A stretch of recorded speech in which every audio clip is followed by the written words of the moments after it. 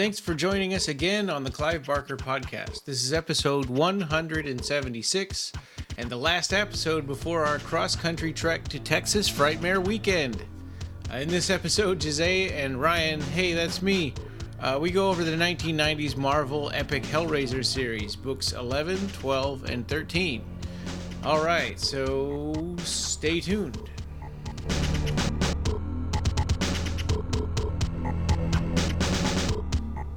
Yeah, so hello and welcome back. This is issue 176 of the Clive Barker Podcast, and today we're talking about Marvel Hellraiser Comics Part 4. Yeah. As usual, I am Jose. And I'm Ryan. Yeah, so we got a lot more stories to go through on this episode, right? So it's issues 11 through 13. Yeah, it was fun to read these. We're continuing the Devil's Brigade. It's almost coming to an end, but I think not quite, right? I think we have a little bit more to go after this. Yeah, that's true. So issue 11 starts off with an amazing cover. I don't know who made the cover for this, but it's a pretty interesting cover. It's almost photorealistic of Pinhead.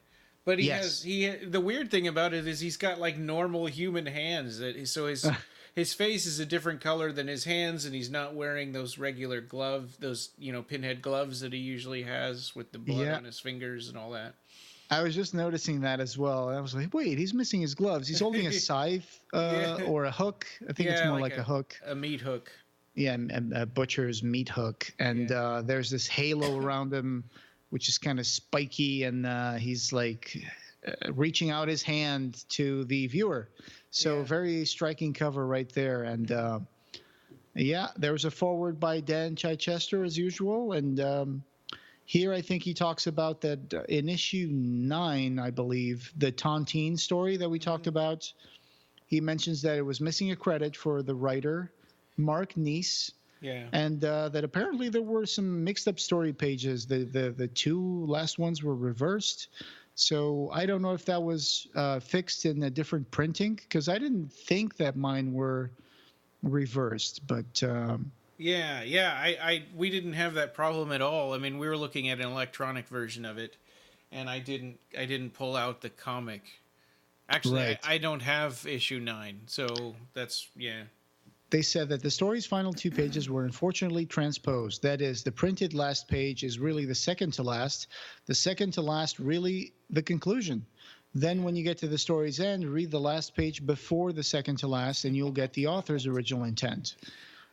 Sincere apologies to all affected, and damn us to hell for our mixed up part in it all. Yeah. And they talk about some readers that were sending in some wild letters of their own, right? Yeah, one guy had put like a bloody handprint on the last page of his letter. Yes, and it's a guy called Rodney Collins. He said, "I would truly like to congratulate you all for the success of this malformed abortion. It will undoubtedly haunt me with an acute visions of poignant agony and ample agitation to fuel the cacophony of howling demons that go round and round the bony helmet of my skull. It is probable that the stiletto-like glint of this malevolent gem will remain imprinted upon my optic nerve for a considerable length of time. I await trembling with anticipation for you to apply your literary whips once again to my burning mind." Damn, Rodney, you look like you ate a thesaurus there. I know. It seemed like a high school kid that was trying to sound smart. Yeah. I mean, I wouldn't think that malformed abortion would be seen as a compliment, but apparently it is. Right. Yep. Yeah. Lots of metaphors and adjectives in there, that probably more than it needed. Yep. So we open with a story called The Schedule. Yeah. And you want to get started on that one? Yeah. So The Schedule, this is, I'm trying to remember what this... Oh yeah, so this had the boss who was running. He's running his operation like clockwork, and there's one guy who just kind of daydreams and screws around and doesn't get his work done. Right. So it's August Moore, director of manufacturing for ML John Inc., Yeah. and Zach Gleason, a recent college graduate and likely slacker. So that the director is calling him to his office and is telling him that, that he likens his subordinates as gears of a finely oiled machine, and that Zach isn't delivering a good performance. And he quotes Jean de La Fontaine, a 17th century French poet. It says, "By the work, one knows the workman." Yeah. So Moore suffered at the hands of his father, who molded him to become a kind of a ball-breaking director who delivers results. But I think it's a little bit at the cost of dehumanizing his subordinates, right? Yeah. And reducing the value of a man to his professional achievements. Yeah. You know. And when we started out this story, I thought that the slacker guy was going to be the main character, but I think really the boss is. Yeah. So Zach, however, is the guy who gets distracted with this new wooden cube puzzle called a Configurix. Yeah. Yeah, so you'd fix this one when all the jutting pieces go into place and it becomes a perfect solid cube. Yeah. This seems to be a bit of a reversal of the original Hellraiser box, which at least in the novella, it would open up and it would be taken apart piece by piece to reveal what was within, Yeah. So the director of manufacturing is a guy obsessed with order, discipline, and routine. He calls them the backbone of success. And he goes into the cubicle section of the company, and he finds that this guy Zach has a bunch of employees surrounding him, and he's trying to fix the cube, and everybody's saying, "Hey, you almost got it," but he is not really getting there. And then, in kind of a fit of rage, the boss shows up. And he shows them, "This is how you do it. Look, you got to do it like this and that, and doom." And so the Cenobites show up, Yeah, right. He'd been working on it for hours, and the boss is like, "Jesus, give me that." Yeah. So it just solves it right away. Yeah, it's just a matter of structure. And so what do you think about these crazy designs for these Cenobites that show up when he solves the puzzle? They're interesting. Is that guy wearing like an '80s headband? The guy with the earrings there. It seems like it's his scalp that's been rolled back. Oh, I see. Okay, it's a red loop around his exposed brain.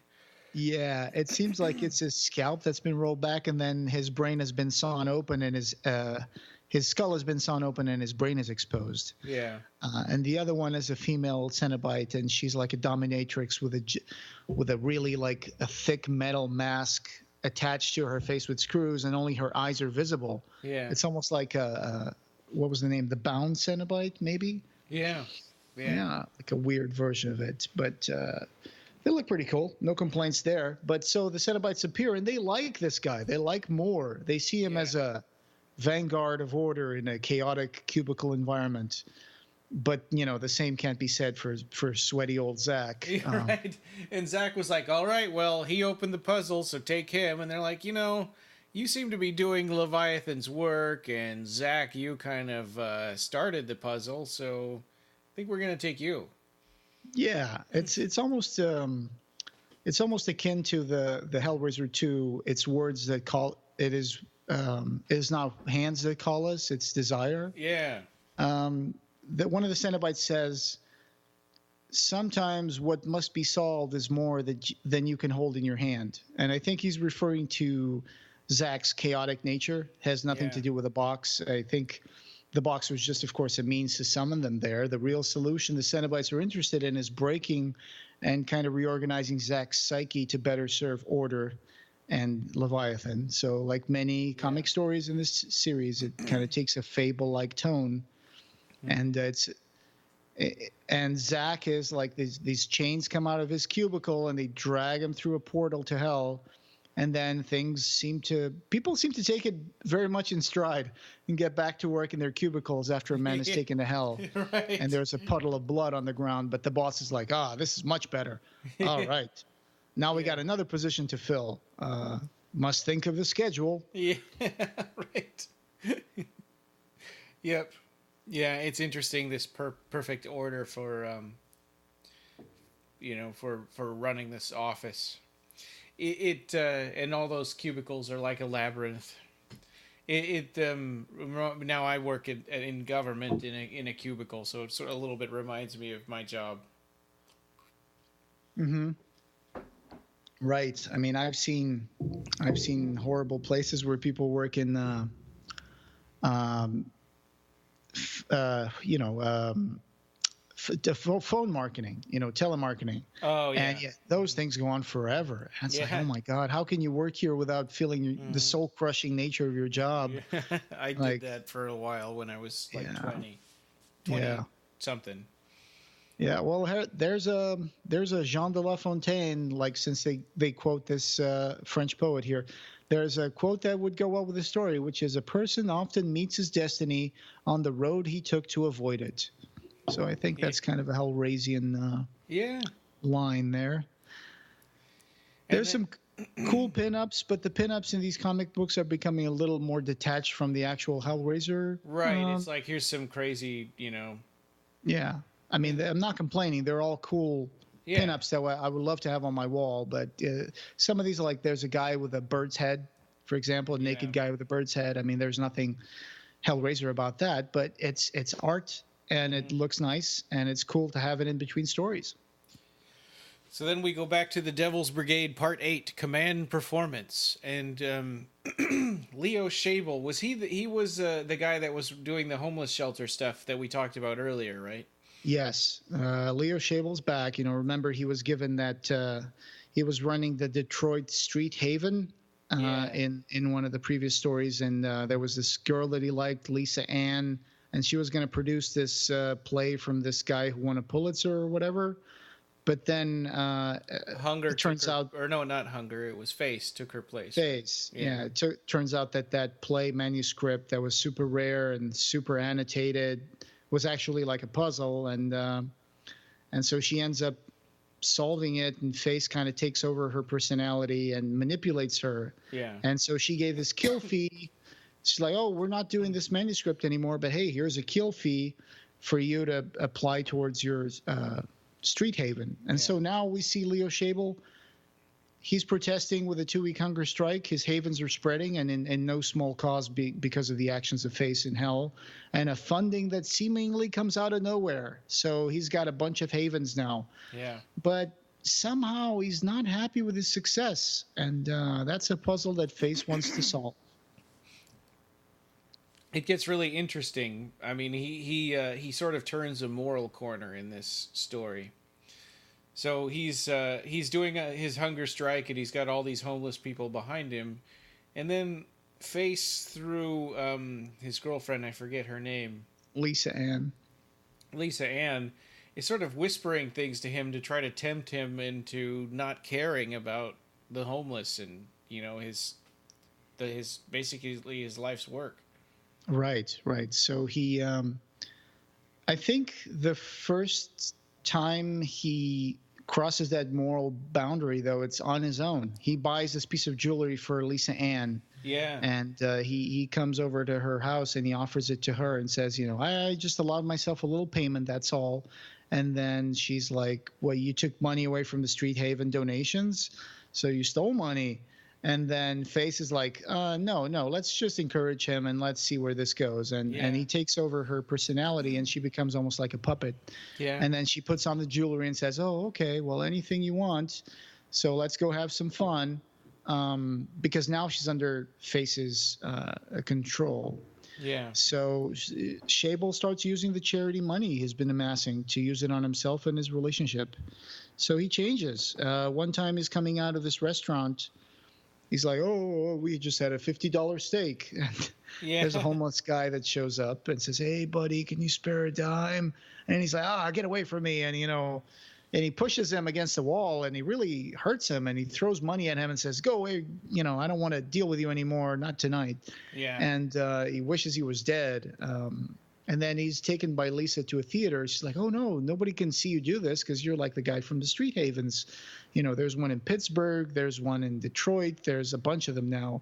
So she takes him to the theater that she used to produce these theater plays. And so when they go inside, she's trying to seduce him, but it's really Face. And you can tell that because at one point she's trying to seduce him, but she starts shedding a tear.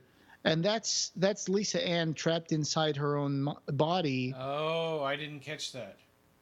Yeah, like Face is saying, "Oh, her mind is resilient. Oh, yeah, I can't stop her from crying," And then he wants to know what makes Leo Schable tick. Yeah. So he says, "Tell me something you've never told anyone else." And then he kind of says, "Okay, but." He doesn't really admit to it. He says, "I'll make up a story and I'll start with Once Upon a Time."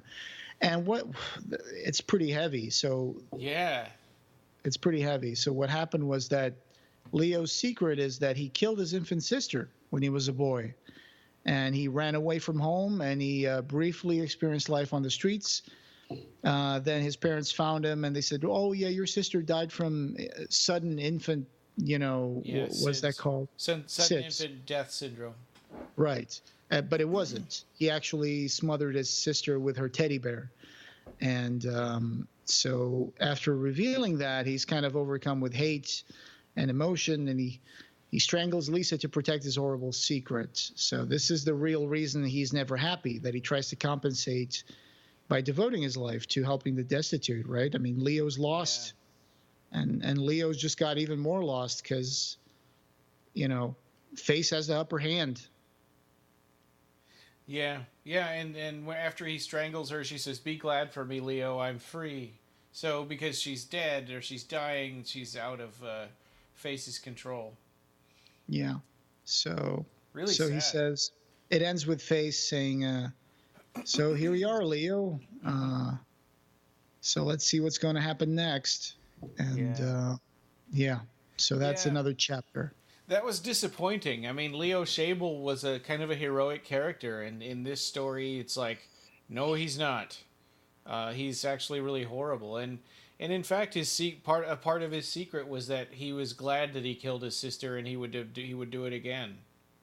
Yeah, which is horrible. But yeah, in the previous story where he shows up for the first time, he strikes me as a guy who's kind of angry, right?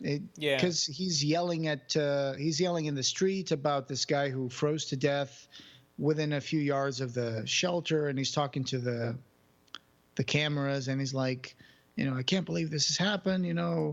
This is terrible. This is useless." And he seems like a guy who's very possessed by his philanthropic work, but also very angry.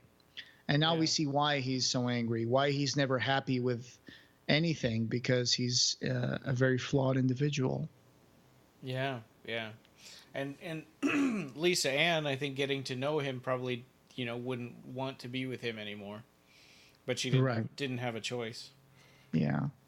It's interesting, this idea that the Cenobite could influence remotely someone across the schism, even though so that someone would solve a lament configuration, and instead of just taking them to hell, Face uses that connection to control the person and leave them where they are, but they become almost like a puppet. Yeah, right. I mean, I thought that they just had to take them back each time, but right. Poetic license. I mean, they've got they found different ways to tell cool stories in the comics. Sure. So next story is Publish or Perish, and this is written by Sholly Fish, and it's illustrated by Mike Hoffman. As we started this one, I was like, "Oh man, is this another struggling writer story?" But it's not. So that's good. No, it's a teacher talking to his class about fractals, right? Yeah, and seems like probably the writer for this story was fascinated by fractals and how they work, and they seem random, but they're not, which is kind of a good metaphor for the whole, solving puzzles, thing in Hellraiser. Yeah, and bringing order out of chaos. Yeah. So this professor is talking about that, and then at the end of his lecture, he's approached by a very polite Cenobite in a suit. His name is Lace. He would like to visit the department. His calling card reads, "The Le Marchand Foundation, unlocking your tomorrow. Lace, field representative." Yeah. and he has the weirdest face you've ever seen. It's blue and it's puffy and it's like silly putty stuck inside a plastic bag, and you just roll it into a ball. Yeah, it's really weird. And he kind of, he sees like the professor. He's like, he goes, look, he looks at him and he yells, and then he just sees to be like, oh, okay, sorry. Yeah, right. And, oh yeah, the visit. Oh yeah, you want to visit the department? Okay, well, I've been looking forward to the visit. I think I can make a major contribution to the study of fractals and maybe even revolutionize the field. And the guy's like, excellent. Let's go. And let me just show you what I've been doing based on some things from your work. Come with me. And then he shows him into this glowing portal, and then he sees so he's trying to improve on the human form, right? And he has applied the professor's delta pattern to his human constructs. After trying to increase the speed of this surgical process where they're like sewing body parts together in a fractal like way, the guy says, oh, that's very interesting. How about we speed up the process? And then what they don't know is that once they do that, it seems that as the number of iterations approaches infinity, the subject ends up resuming the original form, which I think kind of has to do with the thing where like a grain of sand microscopically can look like a big mountain macroscopically, and that's kind of how fractals work. If you zoom into them, it seems like they're going to be really complex, but if you zoom into a small area, you just get the same image. It's just it just goes on and on recursively into infinity. You can zoom into a fractal and it always looks like the same thing. So Lace doesn't like that. He says, well, I'm trying to improve the human form. If we apply this fractal technology and it's just going to make people look like people again, then there's an error in your theory. And he gives him a year to fix his delta pattern. And he says, well, professor, if you don't fix it, it's either publish or perish. Which is a typical academical saying.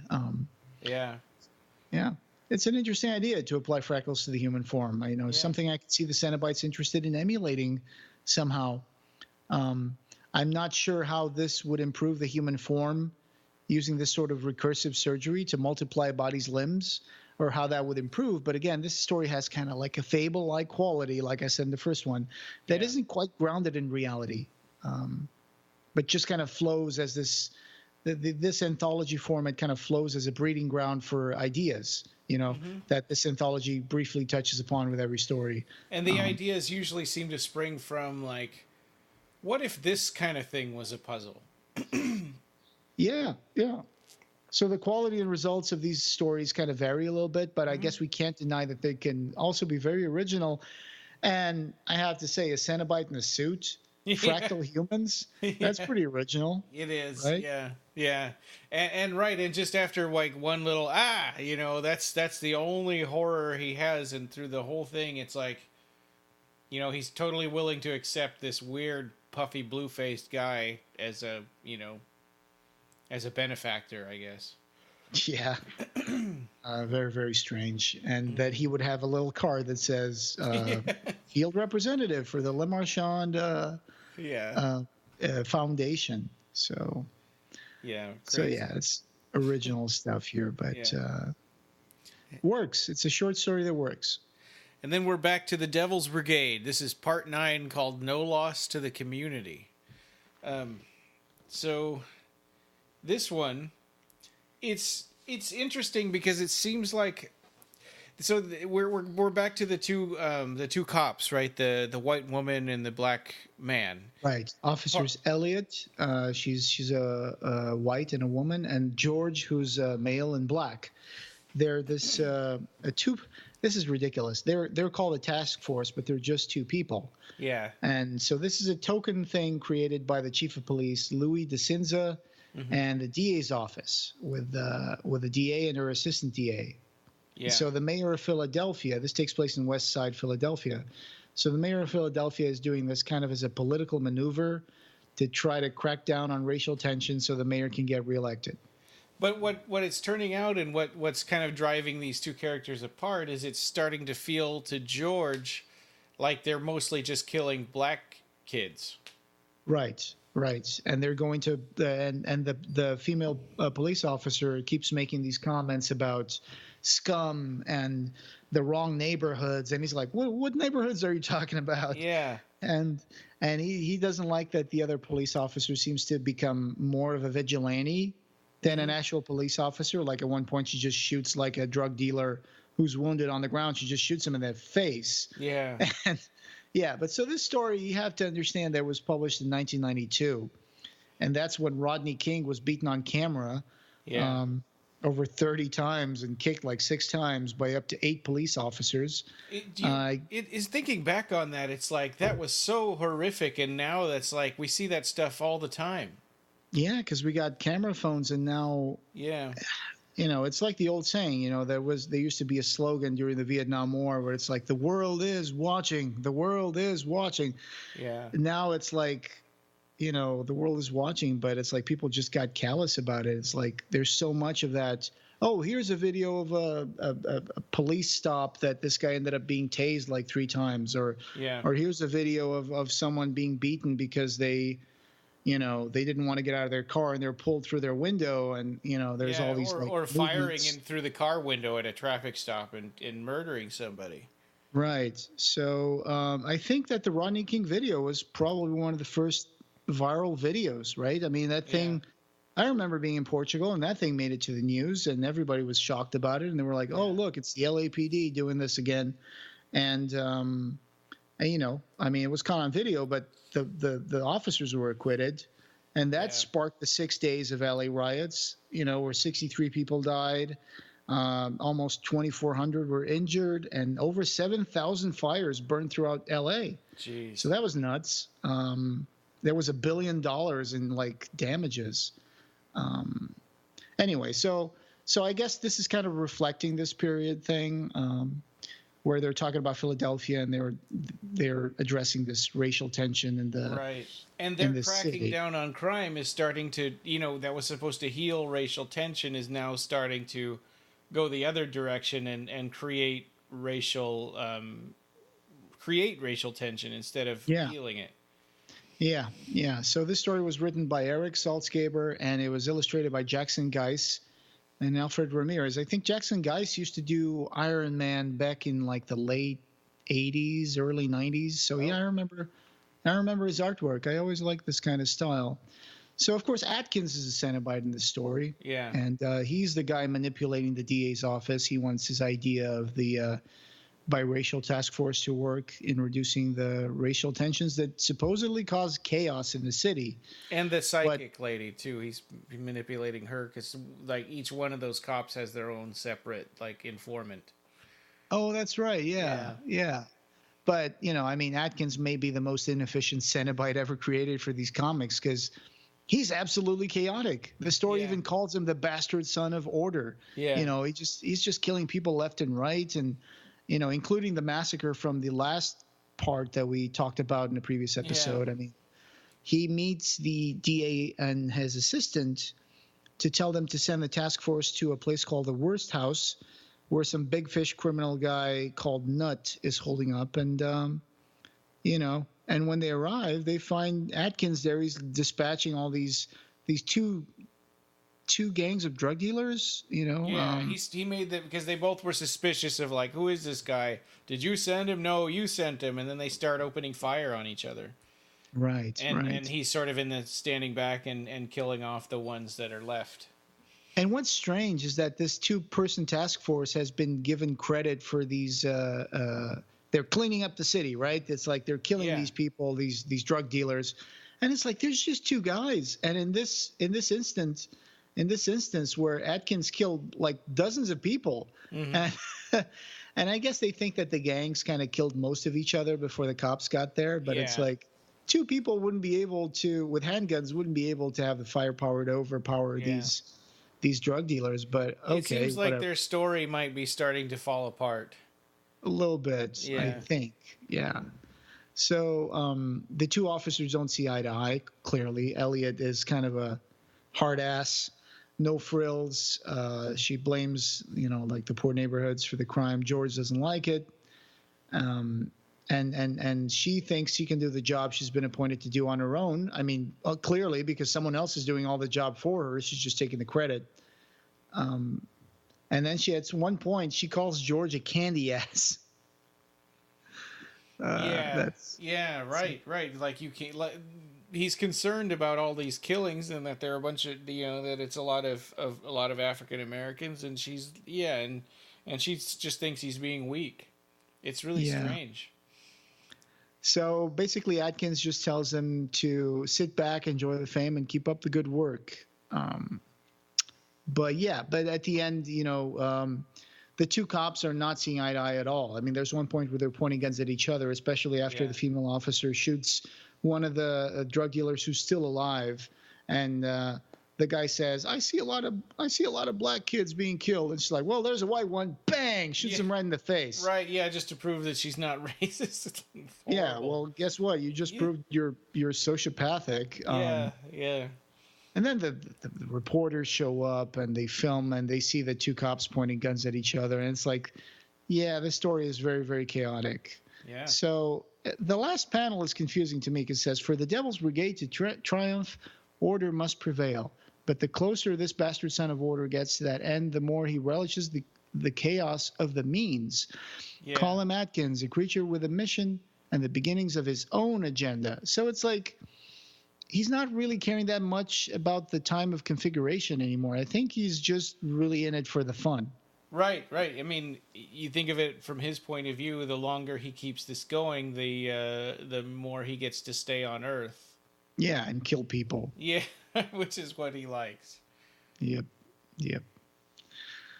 So that was the Devil's Brigade Part 9. And then... that's it for this issue, right? Yeah. So then we kind of moved on to book 12. Oh yeah, this is a weird. It's another the pinup here. I'm still at the end of book 11. There's a pinup here of a woman with like a weird snake shape on top of her head. Yeah. Mm-hmm. She's sitting on what looks like some stone steps in the middle of nowhere. I mean, I guess she must be in hell, or I don't know. It's just. It's cool art, but it's like you said, maybe not necessarily Hellraiser related. I wish in the beginning of the issue where they list all the people who worked on the stories that they would also list the names of the artists who did the pinups. Yeah. Because it's hard to know. Sometimes they're signed, but sometimes you can't really make out the signature, so you don't know who made it. And that would be an interesting credit to put in there. It's just my criticism about that is just that they just intersperse these pinups, but they don't really tell us who made them. So anyway, issue 12. So it seems like the Devil's Brigade stories were getting a little hard to follow for some readers. And I can't say I disagree. Some of them are a bit hard to understand what exactly is at stake or accomplished by the actions of Leviathan upon these. Go ahead. No, on these 5 key people. So on the time of configuration. So the foreword just offers a refresher course on what's going on. The cover of this one has Pinhead holding a tarot card with like this weird kind of demon behind him. Yeah, like a death's head. Inside love and hell in this like heart locket shape. And I wonder if this came out around Valentine's Day or something. I have no idea. They don't say inside the issue. They don't say what month this came out in, but sure, why not? It's 92. It's 1992. Yeah, I think all 3 of these were 92, right? All 3 of these books we're talking about today. Yeah, that's a little disappointing. I kind of wish, just for posterity's sake, that we had more of an idea of what month these came out in. But it takes a lot of research to try to figure that out. Mm-hmm. Well, the good thing is that this volume also sees the return of Nicholas Vince. Yeah, and then formerly Larry Wachowski, did one of the stories also in this one. Right. So so in the foreword, Daniel Chichester is reminding people what's going on, and he's talking about the 5 Cenobites to set the humans on the path of order. and he's talking about the 5 people who are going to be focused on these like stories. Father Peter Abaddon, Michael de Courcy, leader of the Volksland, the doctor who's researching the cure for AIDS, and the task force with George and Elliot, inner city cops. So he's just talking about that so people want to understand what's going on. Yeah. Right, and I could understand if you come into the middle of this, it just looks like that would be really hard to follow. Mm-hmm. And there's a cool pinup right before the first story. Yeah, we've got Pinhead in kind of a damp room looking place, holding a teddy bear. Yeah, that's weird. I wonder if there was an idea for a story behind this, because very offbeat pinup with the Pinhead holding a teddy bear. Yeah, cool, like watercolor looking painting. Yeah, definitely, really, really cool. But I just don't understand why the teddy bear. And I wish I knew. I'm imagining that there were like stories that never made it, because while I was Googling stuff for this episode, I was looking at John Rossum's blog, personal blog, and I found out that he had written more stories for this series that they just didn't get, made because the series got canceled in the meantime. But he wrote 3 stories that were published, and he also mentions that he had written a tie-in comic detailing the origins of the Lament configurations, the deadly puzzle boxes, and further 3 stories which never saw print because the series was canceled before they could be run. I'd love to be able to return to Hellraiser someday. And he posted this in 2011 on his personal blog. Wow. Yeah, and his story that we open with the With My Lips. We've talked about this several times now on the podcast, and now we actually get to the story. And I think this is one where both the writing and the art really come together in a cool way. This kind of painting of hell with torsos hanging on hooks and people mutilated and this endless like sea of tortured souls is kind of the way I always imagined hell. Yeah, and people turn into almost like weird works of art. Like there's in the first panel, there was a torso with skeletal arms holding a skull above itself. It's like it looks like a weird like art piece of some sort. Yeah. And this whole story is like that. It all takes place in this hell, for the most part. But yeah, really good. This is the John Rossum story With My Lips that has the character, the sculptress that we talked about, that we've been talking about in the Duels of Blood. That she just lost, unfortunately. But she made it through 3 rounds of the Duels of Blood before she was beaten. Yep, this is a fascinating story to me because I think it really captured the essence of an important part of the Hellraiser fictional universe, the duality of pleasure and pain, the S&M component, the dynamic between the Cenobites and the supplicants in hell. In later Hellraiser sequels, that duality was kind of erased to become only a sort of like a punishment thing, right? Just the pain side of it. And we've got a whole page of him, of the heightened senses part of that we only get in the Hellbound Heart previously, right? Yeah. Him hearing the birds and the bee and feeling the rush of water through the veins of a leaf. Mm-hmm. So it's really, really cool, really good writing. Yeah, the second page is a great synopsis of the process of finding the box, solving it, and experiencing all those things that we see Frank go through in Hellbound Heart. I think that John Rossum drank deeply from the Hellbound Heart. It's pretty clear. Yeah. Yeah, and in the Hellbound Heart, that's once all of that's done, then they're like, oh, if you're finished dreaming, we can begin. So this pleasure part is sort of the prelude to what comes next. Yep. Which he really did a good job capturing here, and this made it, I think, probably my favorite story so far. Like the protagonist has this very, very wide arc where he actually seems to, in the first page, he seems to enjoy his presence in hell. And he even opens the story by calling it paradise. And, of course, the sculptress, she has the qualities of a good sadist. She has coldness and she has cruelty. You know, she holds sway over the protagonist by giving him just enough ambiguity in her physical torture of him that he feels he may be chosen for special moments, or that his scraps of flesh are being used for her best artistic creations. I think at some point he says that, like, he used my bits for her best work, when really that feeling of being preferred is mostly in his perspective, you know, and he's falling in love with the sculptress and all that. Right. And I really like how she has these knives in her fingers that make her, that's kind of what makes her the sculptress. Yeah, absolutely. She is a,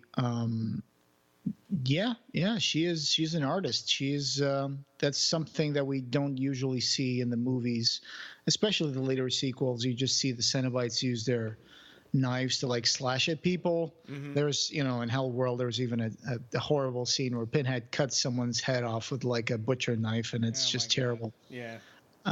But they forget that the Cenobites were supposed to be these surgeons from beyond, right? That they're just there to, like, you know, try to make weird artistic stuff with their own flesh, you know, where they would sew things and pierce themselves and all that. So that's really cool. So yeah, like, this guy is kind of falling in love with the sculptress, and it's strange because their relationship is nonverbal, as his tongue was one of the first things to be cut. So he is not able to assume any sort of active communication, and is entirely in her hands. And it sort of parallels this idea that you get sometimes from like movies and stuff, where somebody falls in love with a prostitute or a stripper, you know, and then it's all an act on that person's part, because, you know, the better acting they do, the more money they get. Right. And this is kind of a similar type of situation where she treats everybody the same, but he thinks that he's special to her. So this story made it to Clive Barker's Hellraiser masterpieces that were collected by Boom Studios. I think it came out on issue number 3. They ended up collecting the 3 stories that John Rossum wrote for the epic Hellraiser series: Homecoming, With My Lips, and Taste the Darkness. That's the other story, yeah.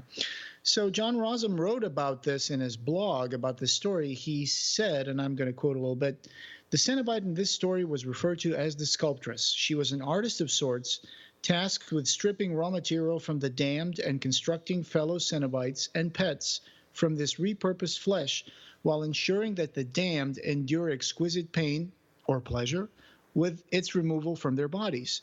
The reason we never get a good look at her is that in the story, one of the damned she's carving up falls in love with her, and he's tormented by his own feelings, which he can't express, and in the end aren't reciprocated. My editor's feeling was that she'd have to be so damn beautiful that no one could draw her in order for this to happen. Unconvinced by my arguments that Hellraiser was structured around something of an S&M themed hell.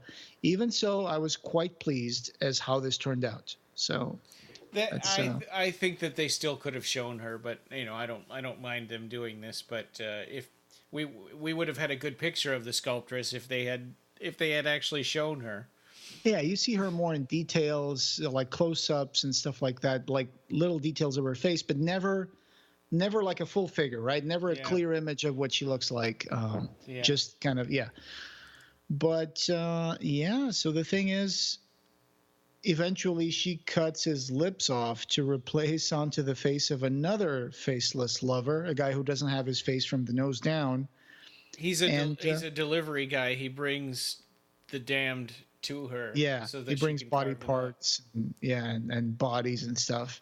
He's human. Like a Sonder Commando. He's a damned that's slightly higher up in rank than the rest of them. Right. So, and when she does this thing where she takes this guy's protagonist's lips off and just stitches them over the other guy, that just leaves him completely cut to the bone. It just leaves him feeling spurned, and his romantic delusion falls flat, and he just becomes, he can't even look at her anymore. And she tortures him by and she tortures him the most, even though she's slashed like half his body off bit by bit. Yeah. But she tortures him the most when she offers herself to this faceless lover, and the pain becomes unbearable. Right, and he's chained up there, and he has to watch. Yeah. As she kisses her lover, with his lips, which is cue credits. That's the title of the story. Yeah. So yeah, that's interesting. I'm going to leave this quote from Freud. He once said that people become masochistic as a way of regulating their desire to sexually dominate others. The desire to submit, on the other hand, he said, arises from guilt feelings over the desire to dominate. Huh. So I guess this is kind of like an explanation a psychoanalytical explanation of where sadism and masochism come from in terms of what people are trying to do when they develop this sort of behavior. So alternate ends of a spectrum or a pendulum or something. Yeah. So a very good story. I think that, like I said, he really did tap into some of the core elements of Hellraiser, and he clearly read the Hellbound Heart, and he clearly used elements from that. So kudos to John Rossum. You wrote one of the great stories, and that's why it's in the Hellraiser Masterpieces Volume 3. And this pinup right after this, it's like a skeletal Thor, like wielding lightning bolts, and he's got a cape. It's so weird. And there's like boxes and a key. Oh yeah, I see it. It looks almost like Gehenna, right? Oh yeah, except he's got a cape. And he's got horns, and yeah, you're right. It's a very strange but very cool a piece of artwork for a pinup. And there's these little boxes around, right? Yeah, and a key. Yeah, lovely pinup. I would love to have this on my wall. And then another one of a couple of characters. Kind of more abstract. Yep, these strange shapes. Yeah. Okay, so the next one, Devil's Brigade Part 10, Black and White. They left the writer out by accident, I think, in the opening credits of the book. Oh, they did? Yeah, well, it was at the time Larry Wachowski, now Lana Wachowski. Right, and the artist is Dennis Cowan. Yeah, so we're back at the Volksland. Yeah, which is my least favorite, honestly. I don't... It's a convoluted story. Yeah.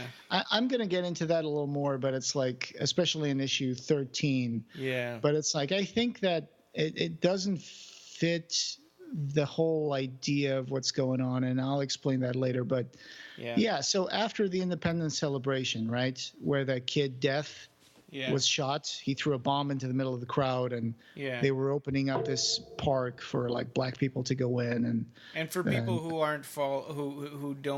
can't follow, Volksland is the apartheid country that's a mirror image of South Africa. Yeah. So after that kid Death was shot, and people, Africans started rioting, and these riots have been going on for 2 days now. So the story opens with Michael de Courcy. He's the prime minister of Volksland. So the riots are affecting the public image, and the country is losing contracts and exports. Yeah. So Abigor is the Cenobite in this story. And she's like whispering to not de Courcy, but somebody near him, right? The Minister of the Interior, Shulman. Yeah, that's right. Yeah, he keeps around the lament configuration through which he can see Abigor and receive instructions. But de Courcy can't eat because he keeps having these dreams of food that it's weird, right? He has dreams of horrible things that make him so when he wakes up he can't eat. Yeah, it's like he's just very troubled. He's wasting away. Yeah, he's very troubled. He's not getting enough rest. He's not eating properly. He's consumed with this anxiety about what's going on. And but Shulman, the Minister of the Interior, is telling him, sir, we have to close the borders and issue a blackout and expel all the foreign people in our country, and we have to take control of this. Yeah. And it's like usually when that happens, of course, it's because they want to do something that's going to break human rights, right? Yeah. I mean, that's what happens with Syria. That's what happens to all these like countries out there. They're like, as soon as you see, they're closing the embassies and sending all the foreigners out of the country, and they're not letting the media in, that there's bad stuff going down. Yeah. And so the Minister of Education, opposes this. He says, no, that's not what we should do. I don't like where this is going. But Abigor is whispering to Showman that this Minister of Education is like, oh yeah, this guy has a black girlfriend. Yeah. That's his soft target to break him. So you should to her. Her name is Zoya, and so he has his girlfriend, and she's also carrying his baby to make things even more compounded. And there was this reporter from the previous chapter, a guy called Jack Curtis, I think. And he's now hearing that he get expelled from Volksland, and so Abigor has convinced Showman to go and arrest or kill Zoya, so they can get to the Minister of Education. But when they get there, it just completely falls apart.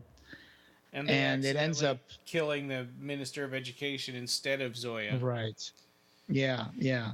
And then right about then, the reporter shows up at the campus where he was going to, I don't know if it was to someone there, but he shows up and he takes a picture of the attack and he covers that.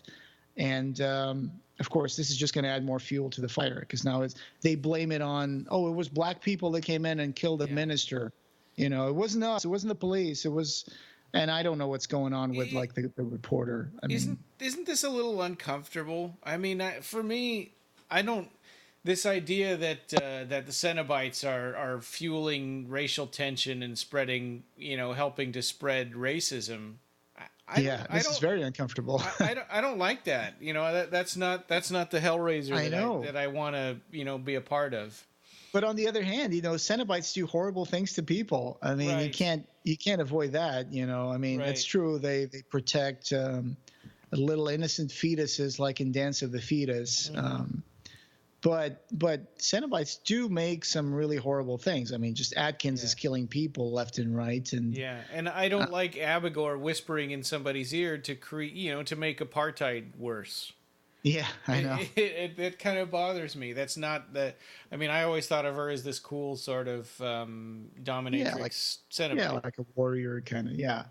But so the story ends when the Minister of the Education gets murdered by the police, and they're blaming it on black people, and this just adds more wood to the fire. Yeah. And meanwhile, de Courcy continues to waste away, and he starts dreaming of eating little black children. That's a striking image. Yeah. So, and that's going to continue on to the next issue. Yeah. So then we go on to Devil's Brigade, Part 11. Believe the Sinners. Right. Yep, and this is the Nicholas Vince story. Yeah, so that means it's going back to the religious zealot kind of characters, I think.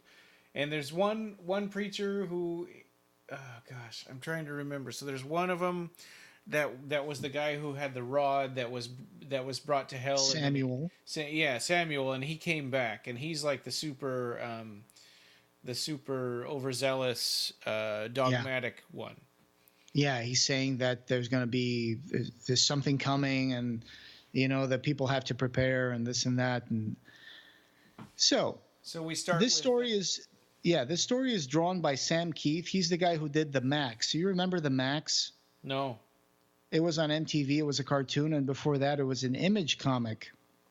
Oh, okay. Yeah. It was a pretty cool comic book. I used to collect that, and then I saw the cartoon as well. So I like the artwork in this one a lot. And you remember the other story that was drawn by John Bolton? Yeah. We had these two characters, Rebecca and David. Yeah. So now we have them wandering through the desert because they ran away from Samuel's compound.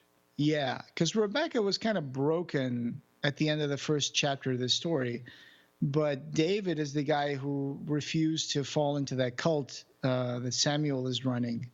Yeah. And at some point, apparently, he got her out of it. And in the meantime, Samuel has become one of the largest world's largest televangelical ministries. Mm-hmm. And there's the other father, Abaddon. Remember that guy? Yeah.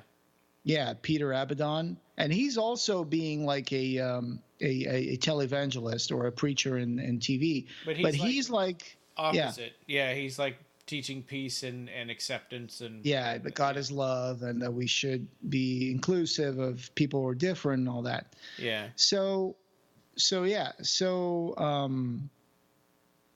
Balberith is influencing the bishop to manipulate Peter Abaddon, because Father Abaddon, and again, I don't know if I'm even pronouncing this word right. It's either Abaddon or Abaddon.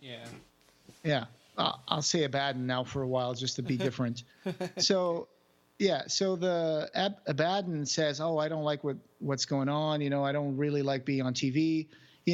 Luke died. Luke was the other guy that he took in, right? His friend." Mm-hmm.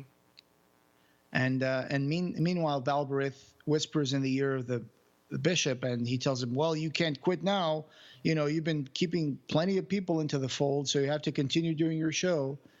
But it's a confusing plan that Balberith has, right? She wanted to bolster both pastors, then seed Father Abaddon with doubt, and then when he would have a bigger following than Samuel, she would jump on his following, take over Abaddon, and remove Samuel, and therefore she would gain both sides and lead them into a new Inquisition. Yeah. An age of greater order. Yeah, it seems like a really long game, right? I mean, she could be doing that forever. Yeah, and then she's going to do something different right at the end of the story. So David and Rebecca are going to talk to Father Abaddon and tell him that what's going on with Samuel, that he's actually serving hell, and that he even has a mark on his hand that was given to him by the Cenobite Legion and all that. Mm-hmm. But Balberith is apparently invisible, but she's there, and she's like whispering in Father Abaddon's ears, and she's saying, "These guys are crazy. You got to have proof. Ask him for proof." And that's what he says. He's like, "Well, I'll take your word for it, but I need to have proof." So she goes to visit Samuel to warn him that these two people from his ex-people from his flock are trying to reveal the truth that he's working for hell. So Samuel meets Abaddon, and Peter confronts Samuel with his former followers. And then he says, "No, those people are crazy." And Balberith helps that because she shows up. She has this hand of glory thing, right? Yeah. And then she blows out one of the fingers, and then she becomes visible to Rebecca only, and she threatens her with a knife. And then she's like, "Well, the Cenobite's right there. You can't see him." And everybody's like rolling their eyes like, "Yeah, she's crazy." And then Balberith pretends like she's going to stab her. And then she's like, "Well, you're not going to stab me. I'll stab you." And then Rebecca slashes at Balberith, who's standing right in front of Father Abaddon. And she ends up slashing Abaddon's face. And that's that. That's that. He doesn't believe them anymore. I think he thinks. Sorry. No. It just said he ends up putting them in an asylum. I think part of what makes this story confusing is the artwork, because these characters look so different from the way they've looked in previous Nicholas Vince stories. I mean, David and Rebecca look completely different from the way they looked in the John Bolton story, and Balberith is almost unrecognizable in this story too. Yeah, she's apparently Sam Heath has his own way of drawing things. I mean, he's drawn plenty of superheroes for Marvel, and he's drawn Wolverine, and you wouldn't believe what he did to Wolverine. It was really like something wacky. Yeah. He does that to the characters. He kind of puts his own spin on them. Yeah. And Balberith is all green. It's like she's like this kind of teal-looking ghost thing. Yeah, like a witch, and she doesn't have glasses, which is like a major part of her character. Yeah, she has these she does have glasses in some panels, but it's like her eyes are just these like round holes, right? Yeah. So they're incarcerated in an asylum, David and Rebecca, and meanwhile, Father Samuel and Father Abaddon commiserate about it, and Abaddon is ready to throw in the towel. I can't tell who's winning and who's losing at this point. Yeah. Why is the emotional evangelism of Samuel serving Leviathan? Why is Balberith playing both fields? Yeah. in an attempt to bolster Abaddon's flock and then pull the rug underneath him. And then she's going to help Samuel when she wanted to take Samuel out earlier in the story. Really convoluted. Yeah, I don't know. Nicholas Vince, I'm sure this is not your fault, but probably I will ask you about it if we meet, even though this probably has been written ages ago, so he probably doesn't even remember. But it's a little confusing. I thought the story was a little confusing to me, but I love the artwork. It's great. But I think that Balbworth's plan is a little unclear at the end. Yeah. Yeah, which, I think a lot of these kind of spun into like not having a clear end game. Yeah. Well, I mean, it's clear that Samuel should be the one with the advantage because Samuel is the one working for Hell. Yeah. But at the same time, like I said earlier in the story, it says that Balbworth wanted to, get Abaddon's flock to become larger. Then she would seed him with doubt, and then she would take over his flock and then remove Samuel and take over both flocks and lead them into a new Inquisition. And that doesn't seem to be what she does at the end. She could have just killed Abaddon and then Samuel's the only one. I mean, that seems a lot simpler. I don't understand. Yeah.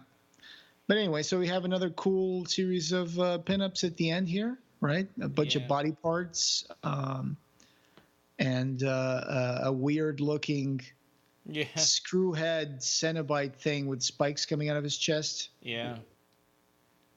And it's official. They're announcing in this issue that Hellraiser 3 is coming out. Yeah, right. Yep. And also the second volume of the Book of the Damned, where they would talk about the Harrowers. Yeah, yeah. So then we move on to Book 13. Yeah, Book 13. We're almost there's 20 books, right? And then there's a couple of specials. So yeah. So this is the 13th triskaidekaphobic issue. I don't know what that word means. I don't know what that's a fear of. I think that's a fear of number 13. Oh, okay. Oh, that makes sense. Of course, yeah. Triskaidekaphobic issue for some reason. Yeah. So. Yeah, some really cool. It opens and it closes with a pinup by the same artist, I think. Oh, yeah, right. Yeah. So it looks like wrestlers on that first one. It does. So he's talking here in the forward about what? I think he's talking that he was making a movie once, and he pretended like he fell out of a building and there was blood all around him, and that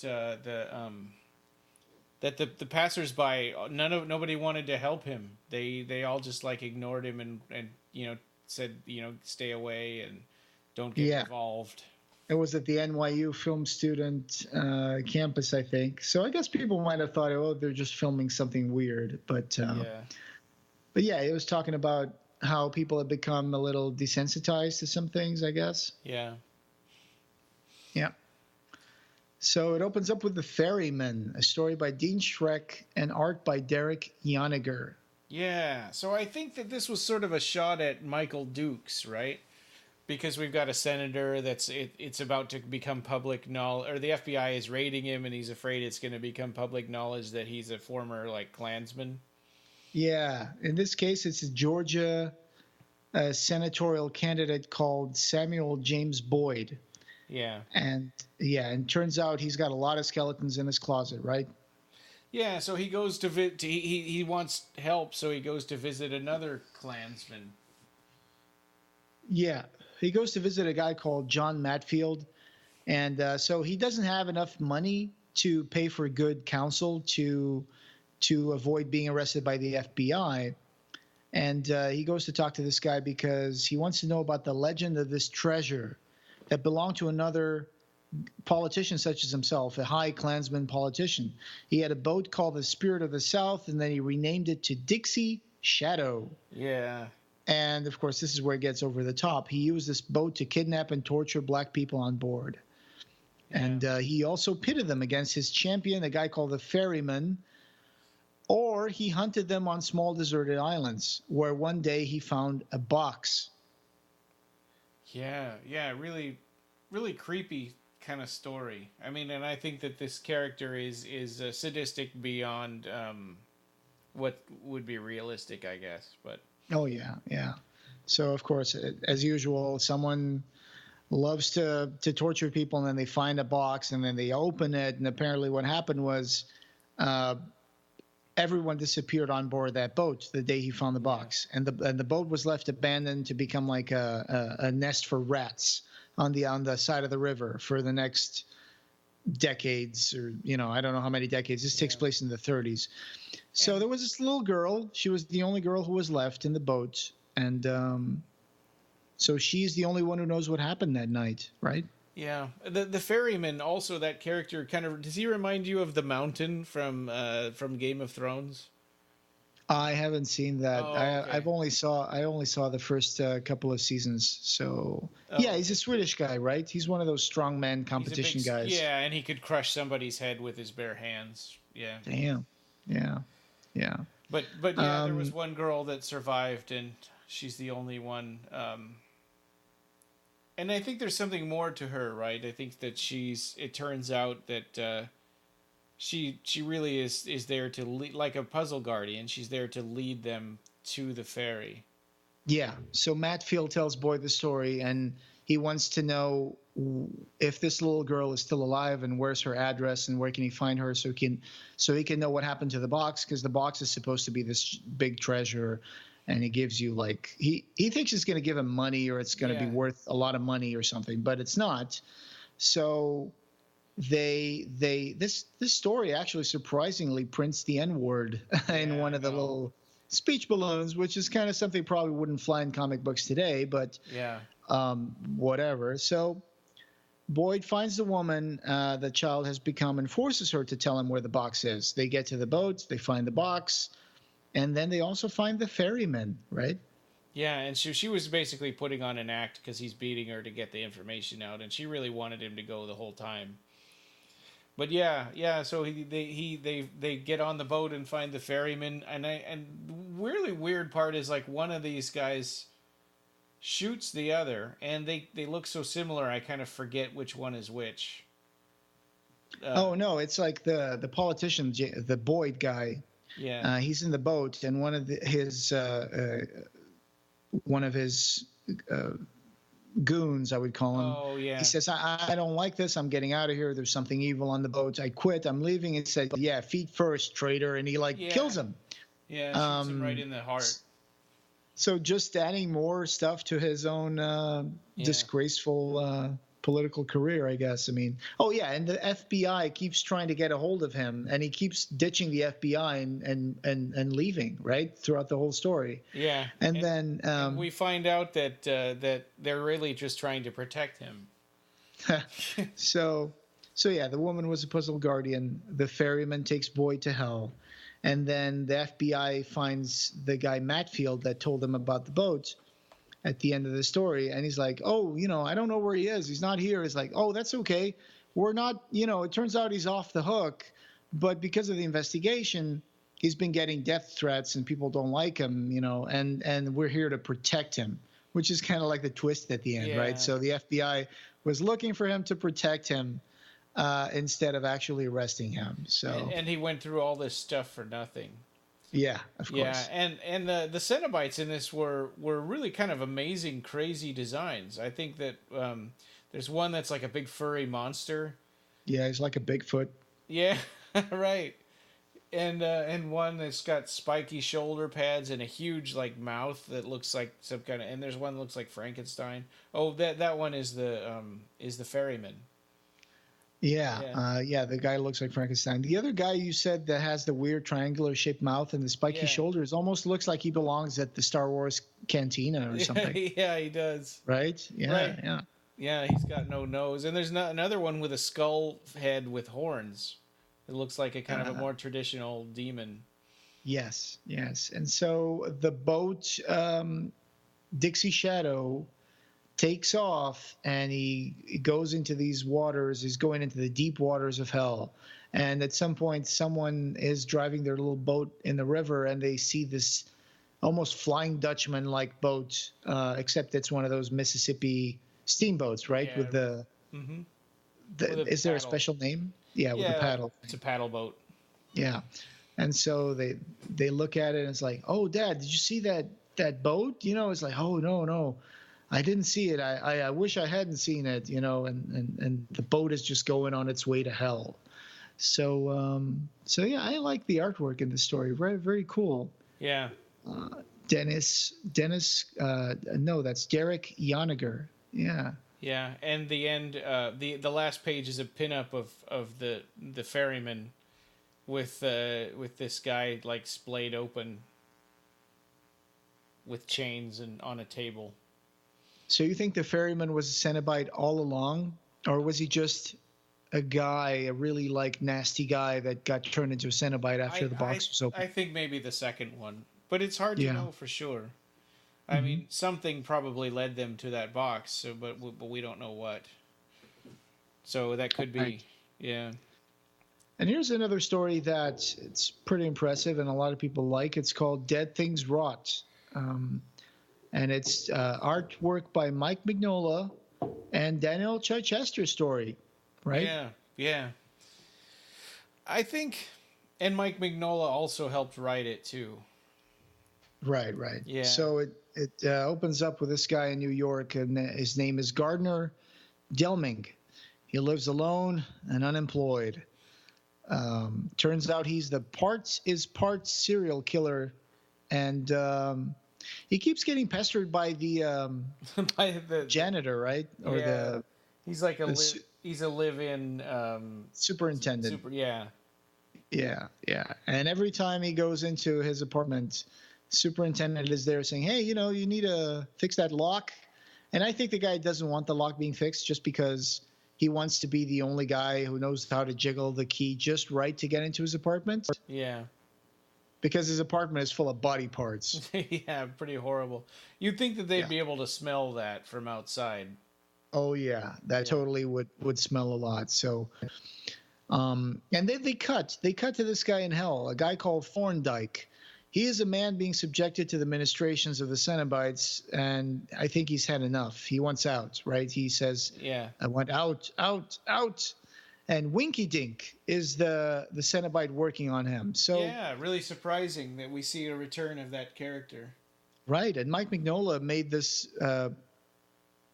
pinup of Winky Dink, right? Early in the series. He had like one of those. So now he looks like that instead of looking like the little cartoonish clown that he was in his origin story.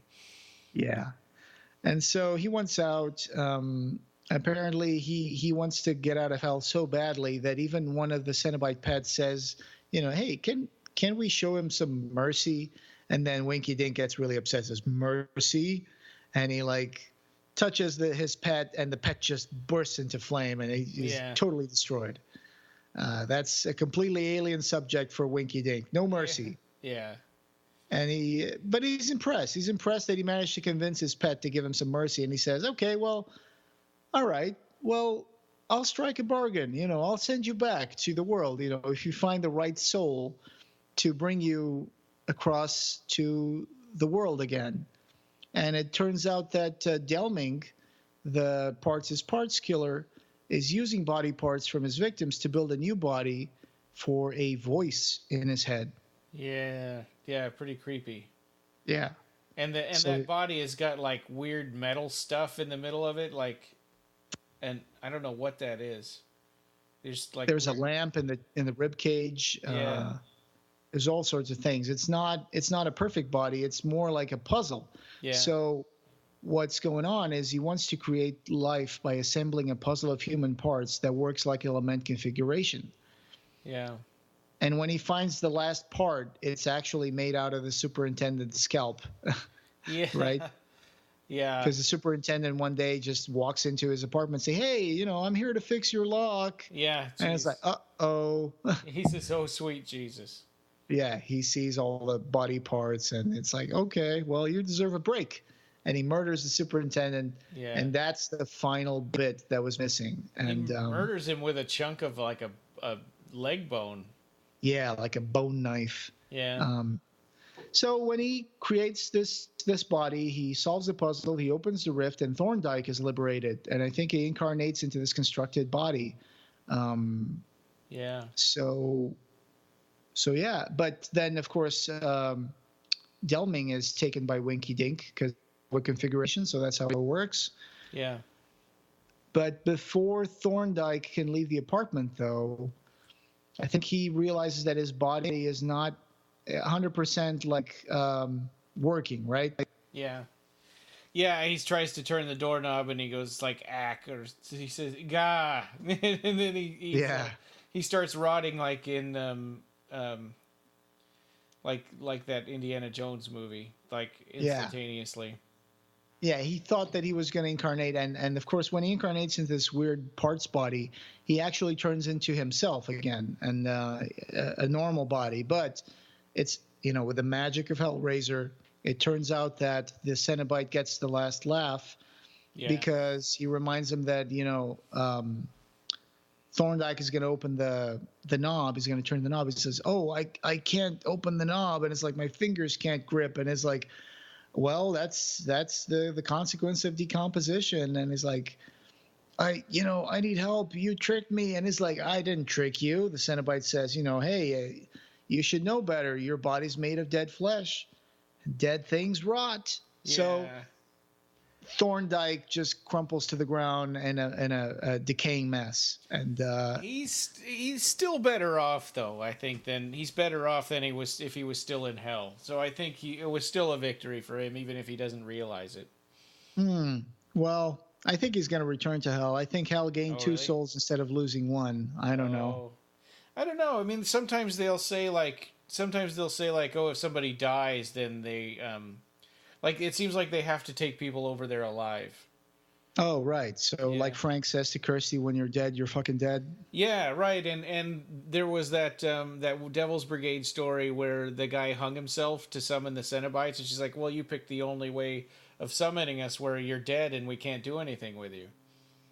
Ah, I see. Yeah, that could be it too. Yeah, I mean, better dead than being tortured forever, right? Yeah.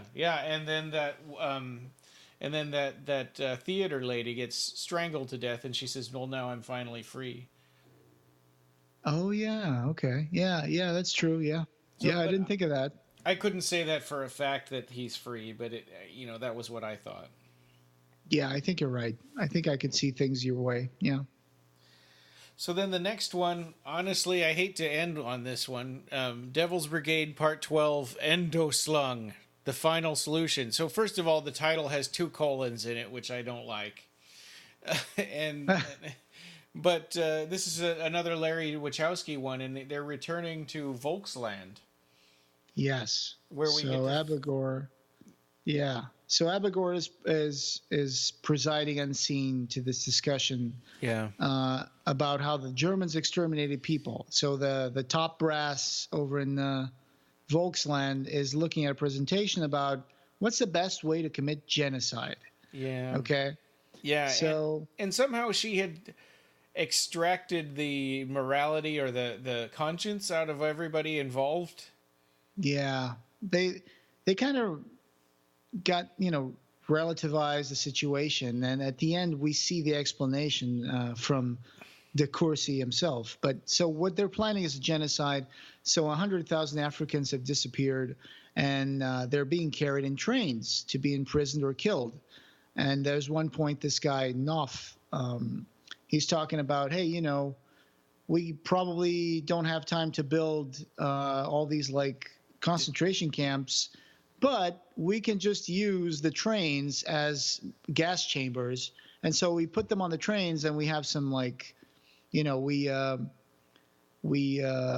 them airtight with make them airtight with these hoses like pumping poison gas into it. Mm-hmm. And by that time, when the trains get to the camps, they'll be just ready for being buried or incinerated or whatever, or turned into fertilizer, right? Yeah. So it's horrible. So meanwhile, this reporter, Jack Curtis, he was given expulsion papers from Volksland, but he stayed behind. So the blackout is in full force. So this is the strategy that the country does when they want to smash dissent. without anyone else meddling or covering it. So the reporter is now clandestinely in the country, and he's still trying to cover what's going on. Yeah, right. But how can he ever get his story out if there's a media blackout? Yeah.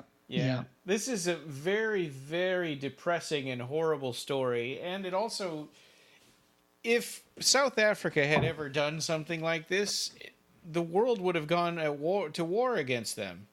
Yeah, absolutely. Start with sanctions and then possibly even invade them with a multi-nation peacekeeping corps and see what they were doing. Yeah, right? Yeah. Inspectors and stuff. So, but yeah, they covered that a little bit in the end. So Zoya, the black girlfriend from the Minister of Education who got murdered in the previous chapter, she is with Curtis, the reporter, and they're going to try to sneak through the blockade to escape the country so they can reveal to the world what's going on. But unfortunately, their plan fails, and Curtis is captured, and he talks to DeCourcy. He says, well, tell us where your associates are.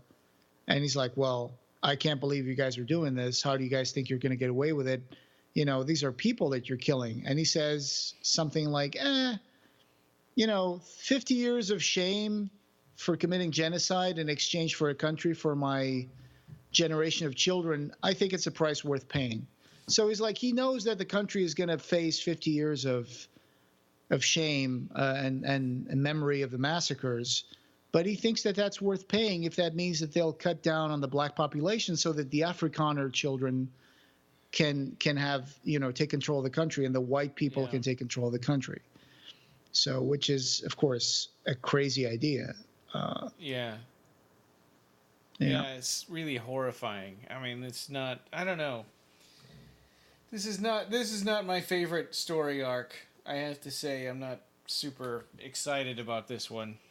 Right. So Zora does escape with Jack Curtis's notes and photos, rolls of photos and stuff. She does escape. Jack Curtis talks to DeCourcy, gets interrogated, and then gets murdered.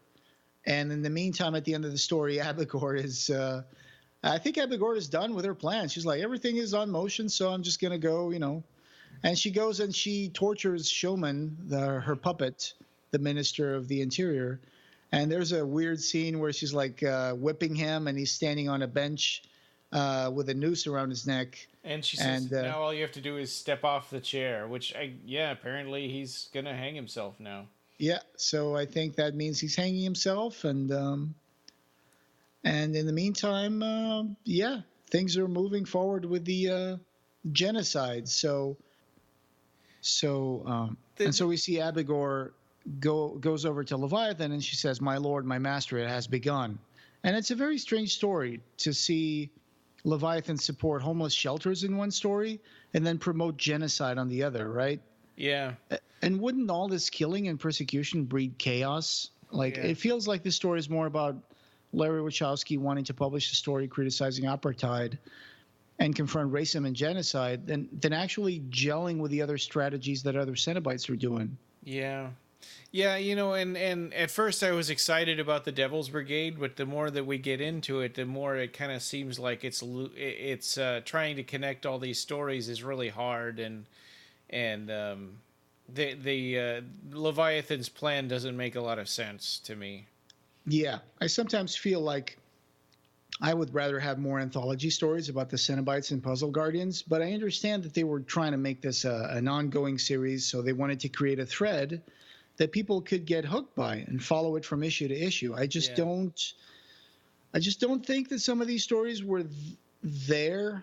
I don't know if it was because they didn't have the enough pages to develop them or what, but some of these stories just get a little hard to follow. What is the plan? Who's benefiting from this? What is the time of configuration? And what exactly are the Cenobites accomplishing by pushing people into these directions, Yeah. Because it's a big world. I don't understand why just like one guy running a series of homeless shelters in Detroit would affect the fate of like the time of configuration, or why.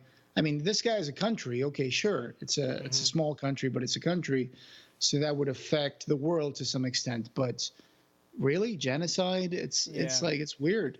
It seems to me that nobody's really sure what the difference is between order and chaos, and it's kind of make these stories almost impenetrable. Yeah, but I see what they were trying to do, because they do try to include little connections in different stories. Like in one story, someone's listening to the preacher Samuel, and they say, "Oh, there's Samuel on the radio." And then in another story, someone talks about, "Hey, have you seen what happened in Volksland?" And it's like, I understand they're trying to make it all part of this cohesive thing, but it's just, I don't know. I don't know. Sometimes it feels like each of these stories is pretty much its own thing, and I don't really see the big picture. Maybe as this progresses, we'll get to find out more about the big picture. Yeah. That would be good. We'll see what happens. In our next episode, we will be recording live from, maybe not live, but we're recording little live bits from Texas Frightmare weekend.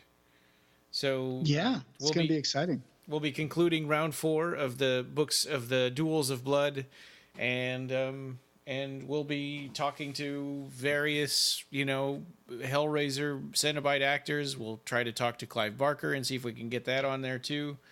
And so it'll be an exciting new episode. Duels of Blood will only be a small part of it. The rest of it will be, little things that little discussions we have at the Texas Frightmare weekend.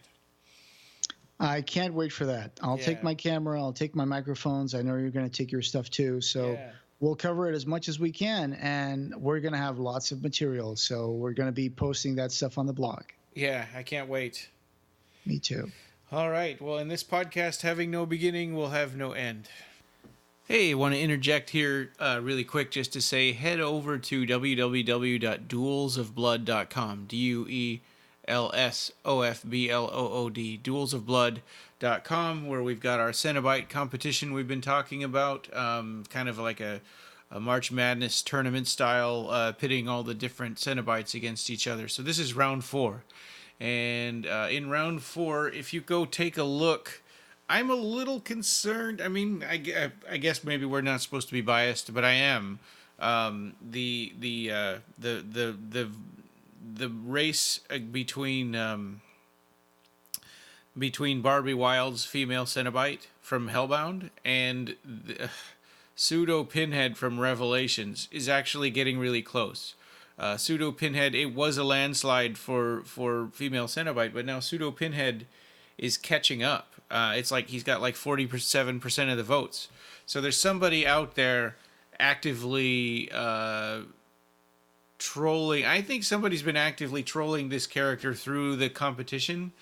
And I guess that's fine if he wants to do that, but I don't want to see him beat female Cenobite. So I'm just going to say, if you're out there, duelsofblood.com, go in there and vote. And if you really think that character is better, then vote for him. But otherwise, I think Barbie Wilde needs our help. So that's my sort of rigging the election, I suppose. But there we go. Find the show notes for this episode and join the discussion over at www.clivebarkercast.com, where we have news and links to all the ways you can connect with us. You can subscribe on Apple Podcasts, Google Play, and every other place you can find podcasts. The Clive Barker Podcast is an independent editorial podcast and news blog that is not affiliated with or under contract by Seraphim Inc. This is a labor of love by the fans for the fans. Thanks for listening.